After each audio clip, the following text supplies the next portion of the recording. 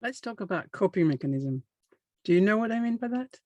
It's basically when you do something because you found that this is an acceptable solution and not because this is actually what you want to do. But let me tell you a story. I remember one day when I was, a long time ago, I was driving somewhere in the dark.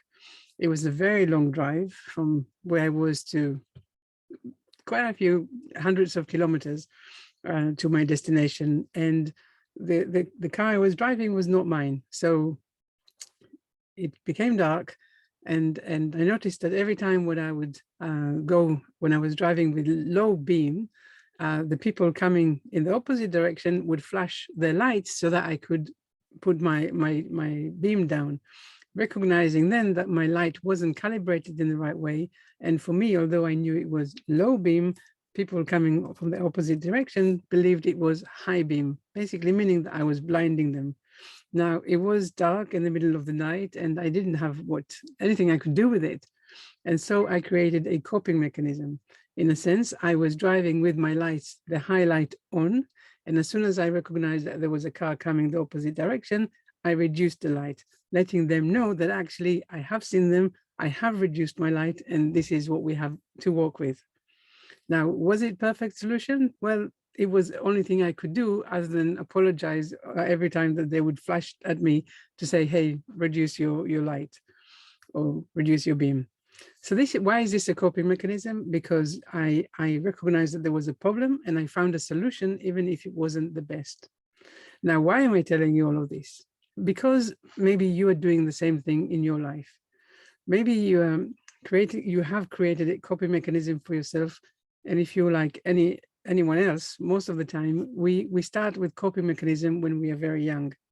So up to the age of 7 or 9, before the part of our brain that is able to make sense of things, relationship between events, before that part is developed, we feel the pain, but we don't know why. We don't know what happened. We don't know what brings the pain or what it all means, but we have to do something so that we don't feel it in the same way. So we create coping mechanism. And maybe in that sense, it's being a people pleaser, because maybe you recognize that when you are pleasing people, you don't experience the same pain as you would otherwise.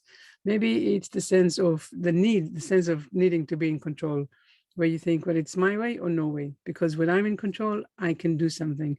I know how to behave. And when I'm not in control, I have to listen to other people, and therefore, anything can happen because I'm not in control. In a sense, this is really how we make sense of the world. It's how we say, okay, it's not best, but it's good enough for now. I can live with it. So example of that can be maybe you are in the office and you're feeling that you have something to say, but you're very nervous about sharing it with the people. So maybe instead of talking at the meeting, maybe you decide that you will send an email afterwards, or maybe an email beforehand, so that you are letting your views be known, but not in the sense that, not throughout the meeting in the way that it was meant to be, just as an idea. So coping mechanism is something that you use or that you create for yourself to help manage something that is not perfect. But really, when you start recognizing that you have coping mechanism in place, then you can start saying to yourself, but what is it that I'm actually protecting? Because like I said earlier, a lot of the time we are creating or we're putting this coping mechanism in place to protect something at a time when we don't really understand what we're doing.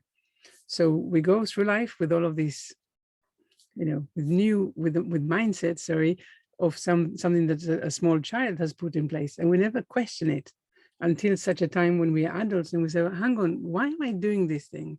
It doesn't suit me. It brings me pain. It brings me discomfort. What is going on? And it's only when we start asking ourselves, how come, that we are able to say, okay, now I understand it. I do this in order to protect something that happened a long time ago. And I've done this because that's the only thing I know. But now I do know, now I can change it. So I'm curious, what kind of thing do you recognize that you are doing now out of this kind of, habit that maybe you would not want to do for yourself moving forward? Just something to think about on this beautiful March day. It is March today, but don't tell anyone. Anyway, my name is Einav Avni. I'm a confidence and empowerment coach, and I work mainly with people to help them regain their confidence by recognizing the negative talk, negative self-talk, negative voice, negative self-talk, and limiting beliefs that are holding them back.